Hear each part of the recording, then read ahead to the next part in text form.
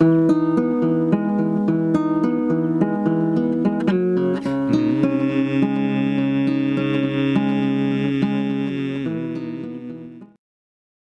the problem is people don't know who serves them, you know, and what constitutes terrorism? You know, online terrorism. How can you have online terrorism? Really think about it. I mean, terrorism is a. Are you that terrified of something that happened online? What is your computer going to eat you or something? I mean, how do you have online terrorism? And they're trying to associate online activism with recruiting for terrorist organisations and all this sort of stuff. And the problem with people supporting people online and supporting voices, even such as myself, is there's so much disinformation out there. There's so many shills out there that are out there to discredit everybody else, make a name for themselves. There's so many people in the alternate media that are making a damn good living out of selling fear to people that don't want any unity. And if they do want unity, they want it on their terms. You know, they're not seeing the bigger picture, and people, they're looking for someone to follow is the problem. You know, they don't know who to listen to because they don't know who's going to lead them to the right place. They're not realising they have to lead themselves. You know, that's something that I've tried to emphasise in all of my shows, is that I'm not the one to follow. I'm just a person offering you a perspective in the hope that it will help you discover your own beauty and your own power, because you have the power to speak out. You have the power to speak your truth, and now's the time we need people to do it. No one can lead this evolution of consciousness, this revolution, whatever you want to call it. We don't really want a revolution. We don't want to revolve back to where we are.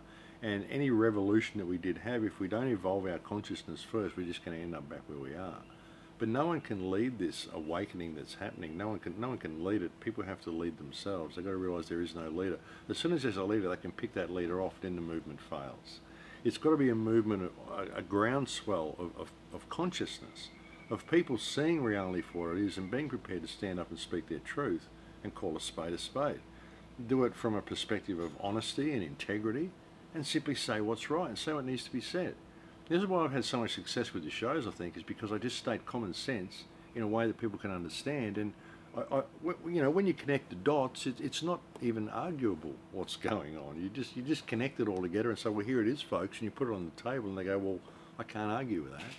You know, and if you do it in a polite, respectful, and eloquent way, I don't do anything I do out of hatred. I mean, I don't speak out against Israel the way I do out of hatred for Jews, or even out of hatred for the state of Israel. It's simply a mechanism. I speak out against it because it needs to be done. You know, the actions of this state are causing a huge amount of suffering, and the people within the state that are helping it along are only doing so because they're programmed into this way of life and this way of thinking. So you can't even blame them. You've got to step back and look at the programming on this planet and realise that it's a humanitarian crisis on a massive scale, from all sorts of different aspects and all sorts of different ways. You know, the human species has been brutalised, you know, from so many different ways, economically, spiritually, intellectually, mentally. We've got so much stuff that's been put into people's minds and put into people's heads that they've forgotten who and what they are. And that's the problem, and that's the crisis. So, I mean, yeah, I mean, listen to who you think resonates with you, but ultimately the truth lies with yourself. It lies with each individual. It lies with themselves, and they know what's good and what's right. They know when bad things are happening, and they know when they should speak up about it. You know, people have to start following their moral compasses and apply moral parameters to their lives rather than social or economic or even legal parameters. Do the right thing in all that they do, and they'll make a difference. You know, if we all did that, we could change the world in a day. We really could, but it's up to the individual. All I can do is offer my perspective in the hope that it helps people find their own perfection.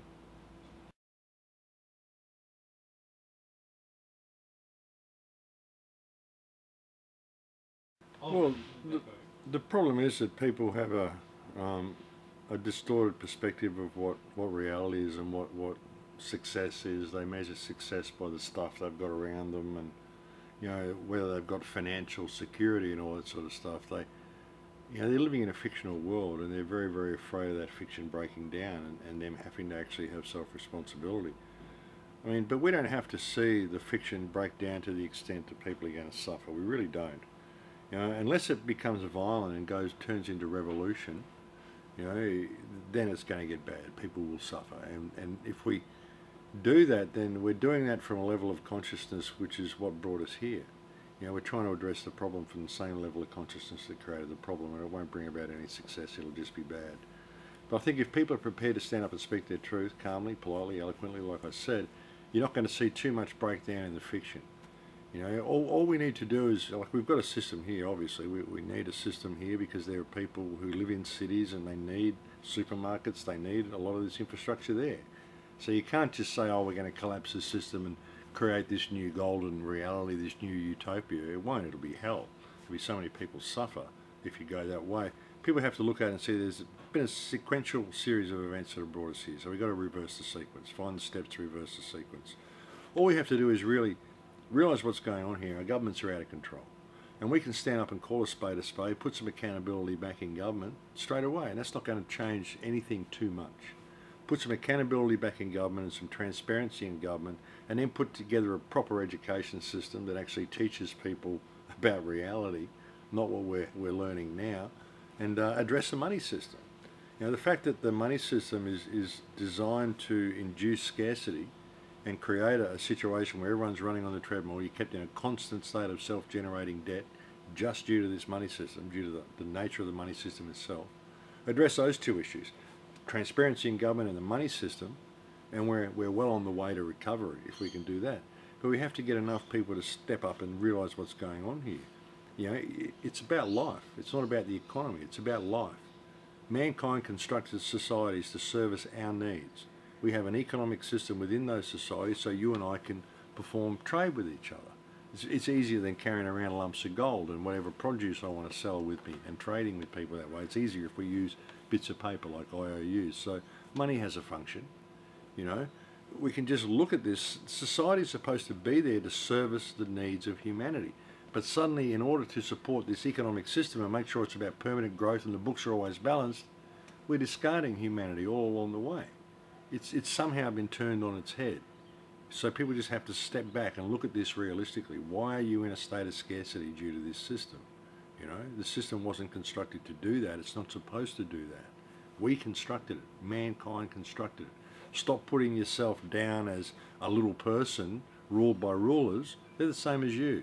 They go to the toilet, they eat, they drink, they get up, they sleep, they do all the stuff you do. They were born in a house, they live in a house, same as you. We're all just people on the planet. There's nobody special. The rulers aren't rulers. You're not just a little person. Great people don't do great things. It's just that little people don't believe they can do great things because they're taught they can't. So you just got to shift your perspective. And I think, you know, you look at it this way and there's a way out. You know, there is a way out. So the system doesn't have to break down. There's no need to be in fear of the system breaking down because it doesn't have to be that way. Not unless you go down these paths of violent revolution. Let's go overthrow the government.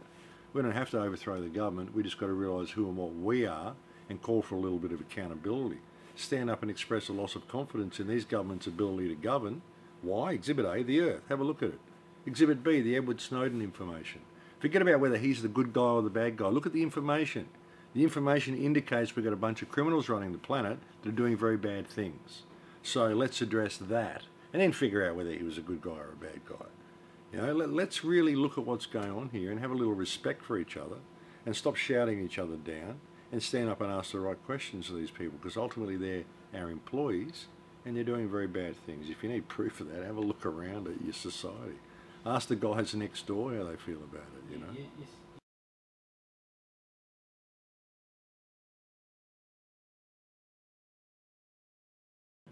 Well, I think it's what we're here to do, is to bring out that. We're here to express the art of ourselves. You know, the problem is that people are in a state of fear about expressing themselves because they have too much of a stake in the outcome. I don't have any stake in the outcome of anything I do because I'm only a temporary being. I'm only here for a little while. I'm just here in this vessel to do what I can, to get this experience and to make of it what I can, to express myself to the best of my potential and to add that knowledge to the collective field. Now, death is the only part of life that's inevitable, so I'm in no fear of death. I don't have any stake in the outcome of anything I do. It's all just a ride. It's all just an experience. Even with any projects that I start them and I see where they're going to go. I let them unfold organically themselves. I don't really ever know where they're going to go. Even when I go travelling, I don't really know where I'm going to go. I just kind of let it all unfold. I have vague ideas, but I never really know what's going to happen. And it's the same with this struggle. I don't have any stake in the outcome because I won't be here. I'm only a temporary being. I'm nearly 60 now, so I'm not going to be around forever. I just do what I can because I believe that everybody's positive input can make a difference. You just have to choose to do it. And I think all of the problems that we're facing are opportunities. We're at a turning point in history. We're at one of the greatest points in history because never before in history has the workings of this mechanism been laid so bare. This is actually the greatest opportunity in human history for freedom that we've ever had. Because the amount of effort they're going to lock everything down on this ridiculous legislation they're bringing in Canada and all of this sort of stuff, this is showing people what I've been telling them for the last 20 years. It's putting it all right in their face and it's waking them up more than I ever could. All people have to do is realise what they can do with this. All of this is abuse of office. It's all breach of trust. They just got to realise what their governments are. They're just public trustees. They're people you employ. They're not your rulers. And they can't keep you safe by putting in legislation which is designed to remove all of your rights under the pretext of keeping you safe. It's a joke, you know, and it's an opportunity for the people of this planet to stand up and call a spade a spade. So I think it's a wonderful time to be here. All of these problems and all of these crises we're facing are opportunities for us. And they're getting so in your face now that eventually, I mean, you're going to get the man on the street, these people who work in corporations, there's people who work in these companies that never even looked at the type of information that I bring to the people. They're going to be seeing this now and saying, well, hang on, this is just a little bit too much. And they're going to start talking about it with people, and eventually they're going to say enough is enough. And even the police and the military, I mean, I don't think a lot of these guys will turn against their own citizens in the end. They might for a while, but I don't think they will in the end, as long as we don't get violent about it. See, they're pushing for all this sort of stuff in Ferguson. They're really pushing for violence. They want violent uprising. They don't want calm, eloquent common sense simply calling a spade a spade. That's the worst thing you can possibly do to them. And now you're getting honest intellectuals, restaurant owners, business owners, corporate heads that are starting to see that there's something terribly wrong. And these are honest, level-headed, intellectual people who are approaching things from a calm, honest, intellectual way. And we're going to see more and more of it. So don't despair. It's all opportunity, and I think we're going to rise to the occasion. I really do.